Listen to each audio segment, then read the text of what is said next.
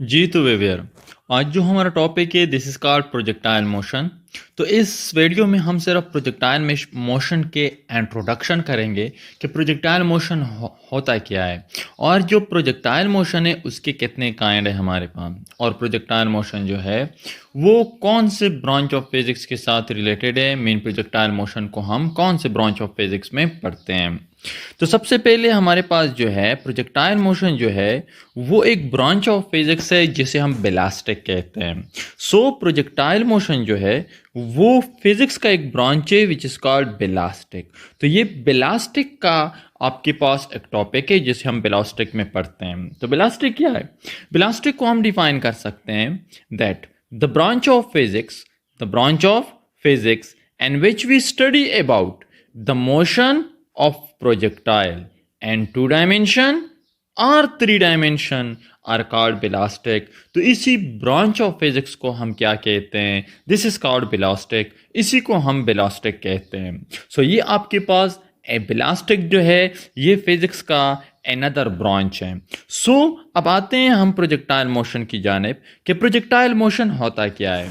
अब आपके पास projectile motion का जो डिफिनीशन है वो बहुत ही ईजी है, और प्रोजेक्टाइल मोशन को हम डिफाइन कर सकते हैं in the form of that the motion of the object और बॉडी एंड टू डायमेंशन और in three dimension mean 2D और 3D are called projectile motion. तो इसी मोशन ऑफ द ऑब्जेक्ट को हम प्रोजेक्टाइल मोशन कहते हैं। अब हमारे पास प्रोजेक्टाइल मोशन जो है, जब भी कोई बॉडी मोशन करती है किस चीज में, प्लेन में या स्पेस में मोशन करती है, मीन वाई एक्सेस के साथ साथ एक्स एक्सेस भी कभी डिस्प्लेसमेंट कवर करता हो, मीन यहां पे जो पैरामीटर्स है वेलोसिटी, एक्सेलरेशन, डिस्प्लेसमेंट, इसके हमारे पास कंपोनेंट हो, मीन एक्स और वाई कंपोनेंट दोनों हो। तो इसी को हम टू डायमेंशनल प्रोजेक्टाइल मोशन कहते हैं। और थ्री डायमेंशनल प्रोजेक्टाइल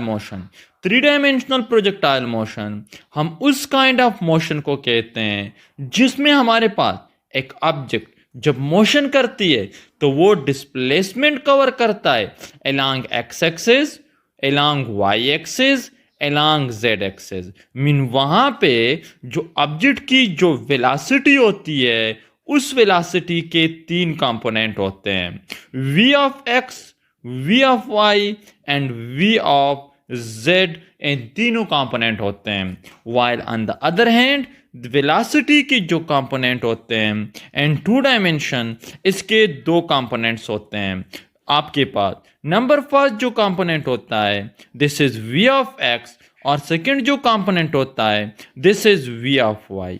तो इस वजह से हम इसे टू डायमेंशनल प्रोजेक्टाइल मोशन कहते हैं, क्योंकि यहाँ पे वेलोसिटी के दो कंपोनेंट होते हैं। और यहाँ पे जो प्रोजेक्टाइल मोशन होता है, जो ऑब्जेक्ट होता है वो एक्स एक्सिस के साथ साथ वर्टिकल डिस्प्लेसमेंट भी कवर करता हो। तो इस तरह हम इसे प्रोजेक्टाइल मोशन कहते हैं, और उस ऑब्जेक्ट को हम प्रोजेक्टाइल कहते हैं। ऑब्जेक्ट का क्या मतलब है? अब इसके हमारे पास सेवरल एग्जाम्पल हैं। Let's suppose a bullet fired from a gun. जब हम किसी गन से बुलेट को फायर करते हैं तो इस दौरान इस बुलेट को प्रोजेक्टाइल कहा जाता है, और इस बुलेट के मोशन को प्रोजेक्टाइल मोशन कहा जाता है। या an arrow fired from above, जब हम किसी तीर कमान से तीर को फायर करते हैं तो अब इस तीर को क्या कहा जाता है? प्रोजेक्टाइल कहा जाता है। और इस तीर के मोशन को क्या कहा जाता है? इस तीर के मोशन को प्रोजेक्टाइल मोशन कहा जाता है। जब एक बंदा यहां से एक फायर करता है एक एरो को, तो वो एरो को इस फॉर्म में फायर करता है, तो इस दौरान वो हॉरिजॉन्टल डिस्प्लेसमेंट के साथ साथ वर्टिकल डिस्प्लेसमेंट भी कवर करता है। तो इसी एरो को हम प्रोजेक्टाइल कहते हैं, और इस एरो के इस मोशन को हम प्रोजेक्टाइल मोशन कहते हैं। तो ये आपके पास प्रोजेक्टाइल मोशन हो गया। अब टाइप ऑफ प्रोजेक्टाइल मोशन हमारे पास दो काइंड का है। एक को हम कहते हैं टू डायमेंशनल प्रोजेक्टाइल मोशन और दूसरे को हम कहते हैं three dimensional projectile motion, mean 3D projectile motion. तो टू डायमेंशनल प्रोजेक्टाइल मोशन, तो प्रोजेक्टाइल जो होता है इसके ये दो काइंड है। मीन जब कोई ऑब्जेक्ट मोशन करती है प्लेन में तो इसे हम टू डायमेंशनल प्रोजेक्टाइल मोशन कहते हैं, और जब कोई ऑब्जेक्ट मोशन करती है स्पेस में तो इस प्रोजेक्टाइल मोशन को हम क्या कहते हैं, इसी को हम थ्री डायमेंशनल प्रोजेक्टाइल मोशन कहते हैं। तो पहले हम पढ़ते हैं टू डायमेंशनल प्रोजेक्टाइल मोशन के बारे में। सो टू डायमेंशनल प्रोजेक्टाइल मोशन को हम डिफाइन कर सकते हैं that the motion of a projectile mean object in a plane mean two dimensional coordinate axes x and y with constant acceleration mean जिसमें acceleration of the object is equal to 9.8 mean सिर्फ vertical acceleration हो, horizontal acceleration क्या हो, 0 हो, under the action of gravity only। अब under the action of gravity only mean कि यहां पे एक ऑब्जेक्ट के ऊपर तमाम काइंड ऑफ एक्सटर्नल फोर्सेस जो है वो 0 है, सिर्फ एक ही फोर्स ऑब्जेक्ट के ऊपर एक्टेड होता है और वो होता है ग्रेविटी। तो इसी को हम under the action of gravity only कहते हैं। Air resistance is 0। जब भी कोई ऑब्जेक्ट मोशन करती है और उसके ऊपर एयर रेजिस्टेंस 0 होती है, उसके ऊपर एयर रेजिस्टेंस 0 होती है, mean drag force Fd is equal to 0, किसी भी किस्म का एयर रेजिस्टेंस उसके ऊपर नहीं होता, तो उस ऑब्जेक्ट की जो मोशन होती है वो टू डायमेंशन में होती है। तो फिर इसी मोशन ऑफ द ऑब्जेक्ट को हम क्या कहते हैं, this is called to dimensional projectile motion कहते हैं। अब लेट्स सपोज हमारे पास यहां से ओरिजिन ये टू डायमेंशनल कोऑर्डिनेट एक्सेस हैं, यहां से हमने एक प्रोजेक्टाइल को लॉन्च कर लिया, this point is called launching point, इस पॉइंट को हम लॉन्चिंग पॉइंट या ओरिजिन बी कहते हैं। यहां से एक प्रोजेक्टाइल लॉन्च हो गया और वो वर्टिकल डिस्प्लेसमेंट के साथ साथ हॉरिजॉन्टल डिस्प्लेसमेंट भी कवर करता है, और इस प्रोजेक्टाइल के ऊपर थ्रू आउट द जर्नी जो एयर रेजिस्टेंस है मीन ड्रैग फोर्स है वो 0 है। वो क्या है, 0 है। तो अब इस केस में इसके वेलोसिटी के दो कंपोनेंट होंगे, v of x and v of y, v of y।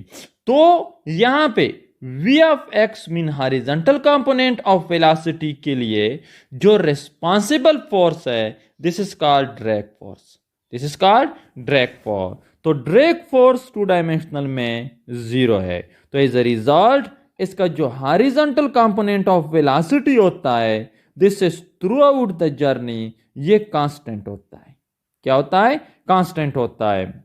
और वर्टिकल कंपोनेंट में चेंज के लिए जो रिस्पॉन्सिबल फोर्स है this is called gravity, gravity होती है।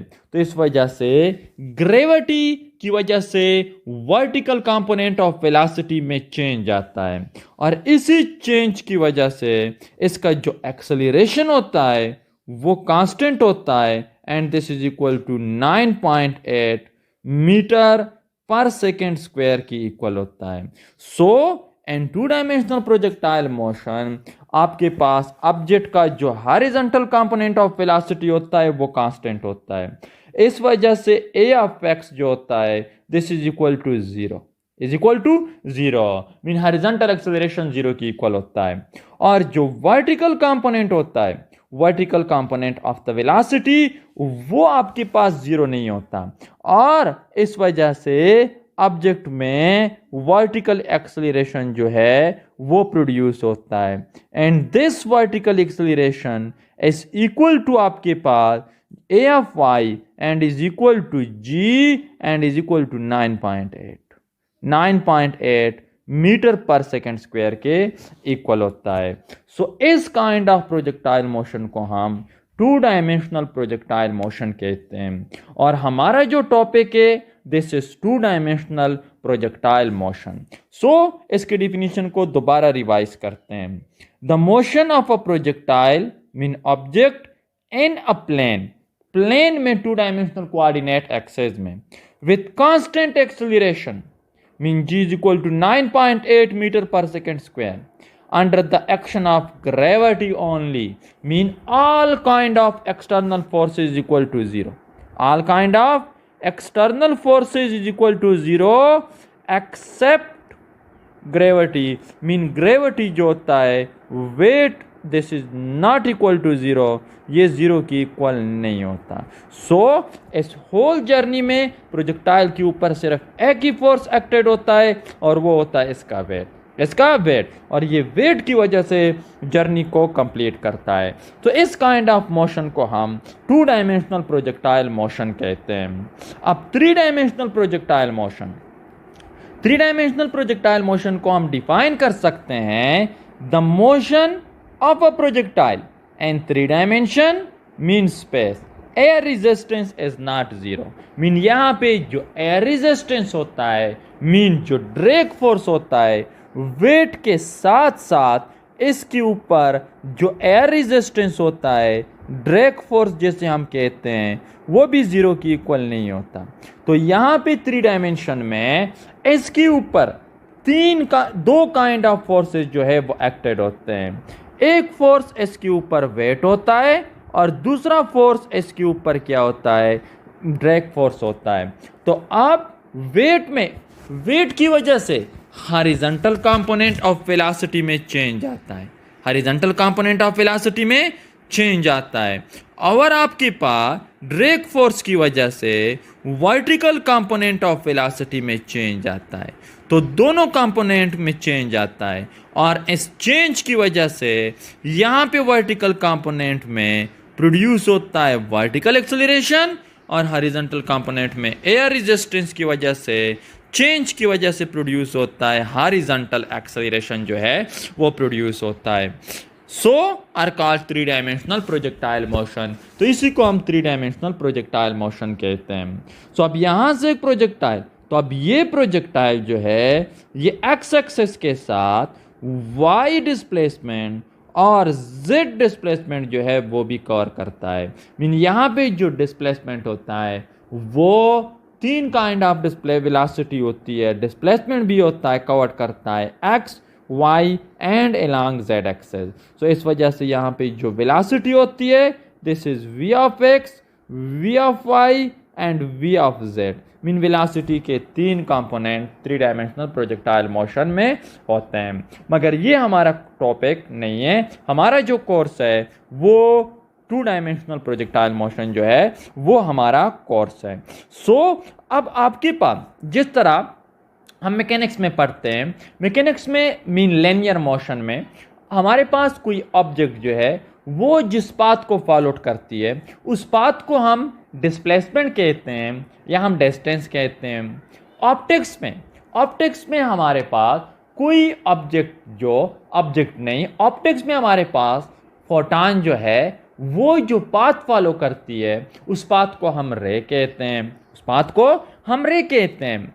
अब आपके पास जिस तरह रोटेशनल डायनामिक में कोई ऑब्जेक्ट जो पाथ फॉलो करती है उस पाथ को हम सर्कल कहते हैं। तो इसी तरह प्रोजेक्टाइल मोशन में मीन वेलोसिटी में ऑब्जेक्ट जो पाथ फॉलो करती है उस पाथ को हम ट्रैजेक्टरी कहते हैं। ट्रैजेक्टरी क्या है? ट्रैजेक्टरी को हम डिफाइन कर सकते हैं the path followed by a projectile during its journey. Mean जब प्रोजेक्टाइल इसकी लॉन्चिंग पॉइंट से लेके लैंडिंग पॉइंट तक वो जिस पाथ को फॉलो करती है वो 2 डायमेंशन में हो या 3 डायमेंशन में हो तो उसी पाथ को हम ट्रैजेक्टरी कहते हैं। अब लेट सपोज यहां से एक प्रोजेक्टाइल लॉन्च हो गया और ये उसने यहां से लॉन्च हो गया और यहां पे उसने लैंडिंग कर लिया, तो अब ये जो पाथ इसने फॉलो की हुई है इस पाथ को हम क्या कहते हैं? ट्रैजेक्टरी कहते हैं। Same is the case with 3 dimension. तो ये आपके पास 3 डायमेंशन में भी ये केस है, तो इसी पाथ को भी ट्रैजेक्टरी कहा जाता है। व्हेनेवर प्रोजेक्टाइल जो भी पाथ फॉलो करती है उस पाथ को हम ट्रेजेक्ट्री कहते हैं। दिस इज कॉल्ड ट्रेजेक्ट्री, इसी को हम ट्रेजेक्ट्री कहते हैं। और ट्रेजेक्ट्री जो होती है प्रोजेक्टाइल की, दिस इज पैराबोलिक, वो पैराबोलिक होती है। पैराबोलिक फॉर्म में आपके पास इसकी ट्रेजेक्ट्री होती है प्रोजेक्टाइल मोशन की। तो हमारे पास, तो अब अगर हम वापस चले जाएं प्रोजेक्टाइल मोशन में, तो इसके हमारे पास सेवरल कंपोनेंट्स इसके साथ रिलेटेड हैं। लेट्स सपोज ये हमारे पास 2 डायमेंशनल कोऑर्डिनेट एक्सेस है। This is Y axes, this is X axes. हमारे पास एक प्रोजेक्टाइल है, वो यहां से लॉन्च हो गया और यहां तक आ गया। ये हमारे पास प्रोजेक्टाइल है। अब ये इसका लॉन्चिंग पॉइंट है। अब चूंकि ये मोशन कर रहा है 2 डायमेंशन में, तो अब इसकी वेलोसिटी के 2 कंपोनेंट्स होते हैं। हॉरिजॉन्टल कंपोनेंट बी होता है और वर्टिकल कंपोनेंट बी होता है। This is the direction of horizontal component of velocity. This is the direction of vertical component of the velocity. And this is the direction of instantaneous velocity of projectile. ये projectile की instantaneous velocity है। So, during the journey, जब आपके पास projectile journey में, तो यहाँ पे जो Vx होता है, Vx आपके पास, this is equal to Vix. This is equal to Vix. And is equal to V I cos of theta. हम पूरी की पूरी कैलकुलेशन में इस काइंड ऑफ कैलकुलेशन हम लेंगे। और हमारे पास जो चेंज इन आपके पास मीन हॉरिजॉन्टल जो एक्सेलरेशन होता है, दिस इज इक्वल टू 0। क्यों 0 होता है? क्योंकि हॉरिजॉन्टल एक्सेलरेशन के लिए रिस्पॉन्सिबल फोर्स ड्रैग फोर्स है और ड्रैग फोर्स 0 होता है। इस वजह से horizontal component throughout the journey वो कांस्टेंट होता है। और जो वर्टिकल कंपोनेंट है V I Y, V I mean V of Y is equal to V I Y and is equal to V I sine of theta, sine of theta. और आपके पास जो हॉरिजॉन्टल वर्टिकल एक्सेलरेशन है a of y is equal to g and is equal to 9.8 metre per second. तो horizontal acceleration 0 होता है। Vertical acceleration क्यों 0 नहीं होता? हॉरिजॉन्टल एक्सेलरेशन इस वजह से 0 होता है क्योंकि हॉरिजॉन्टल वेलोसिटी में चेंज के लिए रिस्पॉन्सिबल फोर्स जो है मीन ड्रैग फोर्स ही हॉरिजॉन्टल कंपोनेंट में चेंज लेकर आता है। मगर 2 डायमेंशन में हॉरिजॉन्टल कंपोनेंट जो होता है वो कांस्टेंट होता है। और इसी वजह से अगर हम कांस्टेंट कंपोनेंट के अगर डिराइवेटिव ले लें तो change in constant is equal to 0। तो A of X is equal to 0।